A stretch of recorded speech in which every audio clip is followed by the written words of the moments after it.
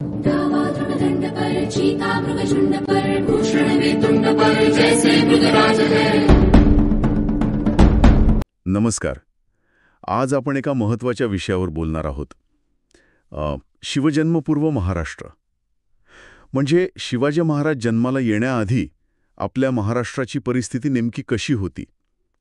आपल्याला जी काही माहिती मिळते, जी साधनं उपलब्ध आहेत, त्या आधारावर आपण त्यावेळची राजकीय सामाजिक गुंतागुंत समजून घेण्याचा प्रयत्न करूया. विशेषतः मराठा सरदारांमधले जे संबंध होते त्यावर आज आपण लक्ष केंद्रित करणार आहोत. आपलं ध्येय आहे की त्या काळाचं एक शक्य तितकं स्पष्ट चित्र उभं करणं. तर शिवजन्माच्या आधीचा महाराष्ट्र कसा होता तो काळ?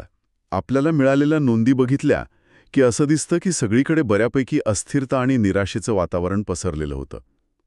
परकीय सत्ता होत्या, जसं की उत्तरेकडचे मोघल आणि दक्षिणेतल्या ह्या ज्या शाही होत्या, निजामशाही, आदिलशाही वगैरे, यांनी महाराष्ट्राच्या संपत्तीवर वारंवार घाला घातला होता. म्हणजे लुटालूट खूप चालायची. आणि याचा परिणाम काय? तर स्थानिक लोक आणि सत्ताधारी दोन्ही बाजूनी कमजोर झाले होते. लोकांचा स्वाभिमान तर गेलाच होता, पण सामान्य माणसाचं जगणं खूप कठीण झालं होतं. अन्याय मोठ्या प्रमाणावर होता. विशेषतः स्त्रिया, वृद्ध, लहान मुलं यांना खूप सहन करावं लागत होतं.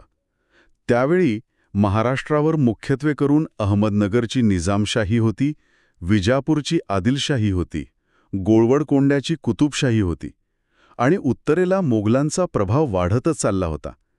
पण यात एक मोठा विरोधाभास आहे, जो आपल्याला त्या काळातल्या माहितीतून स्पष्टपणे दिसतो. तो म्हणजे ह्या सगळ्या ज्या सुलतानी सत्ता होत्या ना, त्यांच्या प्रशासनामध्ये आणि सैन्यामध्ये महत्त्वाच्या पदांवर कोण होते? तर आपले मराठे सरदार. सैनिक, सेनापती, जहागीरदार म्हणून मोठमोठ्या जबाबदाऱ्या सांभाळत होते. कारभार चालवणारे बरेचसे मराठेच होते. आता गंमत बघा, किंवा दुर्दैव म्हणा, हेच मराठे सरदार एकमेकांविरुद्ध लढण्यात गुंतलेले असायचे. म्हणजे समजा दोन शाह्यांमध्ये युद्ध झालं, निजामशाही आणि आदिलशाहीमध्ये, तर दोन्ही बाजूनी लढणारे आणि मरणारे कोण? तर मराठेच. मराठे शूर होते, पराक्रमी होते, त्यात काही वादच नाही. त्यामुळे त्यांना कुठल्या ना कुठल्या सुलतानाच्या दरबारी सहज नोकरी मिळायची, जहागिरी मिळायची. पण हे सुलतान काय करायचे? ते त्यांना सत्ता, पैसा, जहागिरी आणि मान सन्मान म्हणजे पदव्या, वतनं याचं आमिष दाखवायचे आणि त्यांना एकमेकांविरुद्ध लढायला लावायचे. यात फक्त आणि फक्त सुलतानांचाच फायदा होता.